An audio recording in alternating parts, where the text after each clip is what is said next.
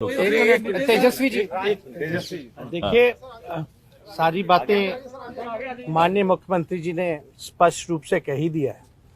आज की मुलाकात खास तौर पे इसलिए है कि जो लोकतंत्र है, लोकतंत्र में चुनी हुई सरकार को जो अधिकार मिले हैं और जिस प्रकार से जो नॉन बीजेपी स्टेट में जिनकी भी गवर्नमेंट है, बीजेपी लगातार उनको तंग कर रही है, परेशान कर रही है। तो जो परेशानी अरविंद केजरीवाल जी झेल रहे हैं, हम यहाँ पूरी तरीके से इनको समर्थन देने आए हैं कि इनके साथ अन्याय कर रही है केंद्र की सरकार। और जब सुप्रीम कोर्ट का जब जजमेंट आ गया तो सारी चीज़ें स्पष्ट हो गई, तो कुछ कहने वाली कोई बात ही नहीं है। लेकिन जिस प्रकार से इनको तंग किया जा रहा है या और दूसरे राज्यों में जिस प्रकार से केंद्र भेदभाव कर रही है उन राज्यों के साथ, तो ये कहीं से भी न्यायपूर्ण नहीं है। लोकतंत्र पर ये साफ दिखाता कि खतरा है। ये लोग संविधान को बदलना चाहते हैं, जो हर केस हम लोग मिल करके होने नहीं देंगे। और मान लीजिए अगर दिल्ली में बीजेपी की सरकार रहती तो क्या एलजी की हिम्मत होती इस प्रकार का काम करने की?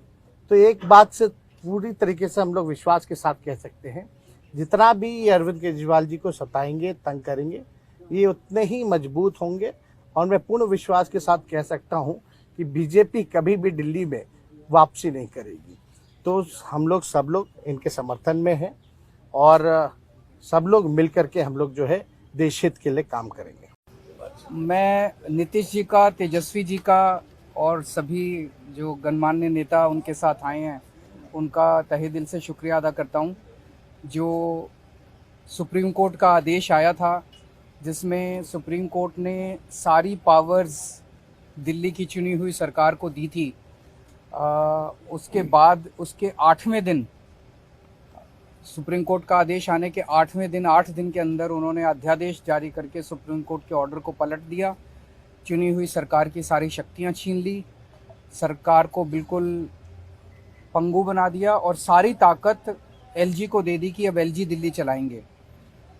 5-0 से जजमेंट आया था, पांचों जजों ने, संविधान पीठ ने जजमेंट दिया था, उस जजमेंट को पलट दिया 8 दिन के अंदर। ये संविधान के खिलाफ है।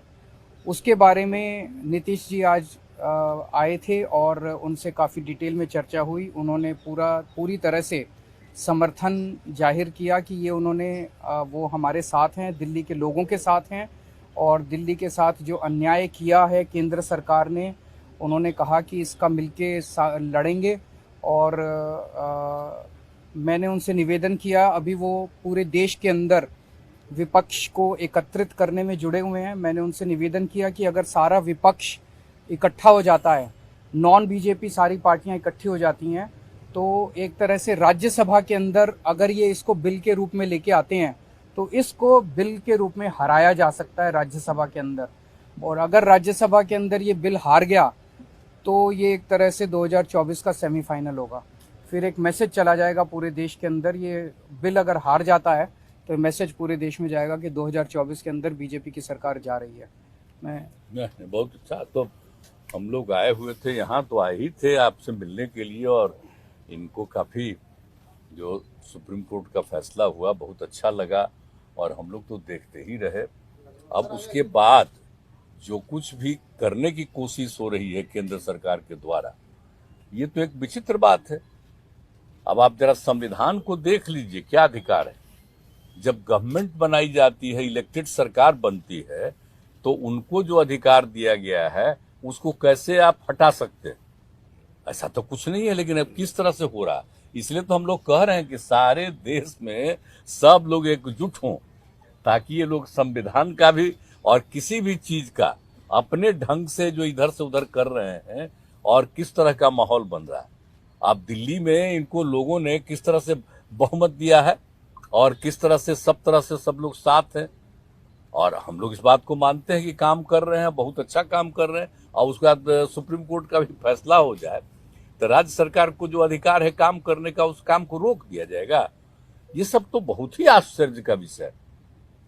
तो ये हम लोग तो बिल्कुल इनके साथ हैं और जो कुछ भी है हम लोग जो आगे भी जो मीटिंग करेंगे जो हम लोग कोशिश कर रहे हैं कि ज़्यादा से ज़्यादा विपक्षी पार्टियां एकजुट हो जाए और मिल करके हम लोग पूरे देश में अभियान चलाएं, हर राज्य में अभियान चलाएं कि सब कुछ कानून का पालन होना चाहिए, आपस में सब लोगों के बीच में प्रेम और भाईचारे का भाव होना चाहिए, और जिस तरह से लोगों के बीच में विवाद पैदा करने की कोशिश होती है उन सब चीज को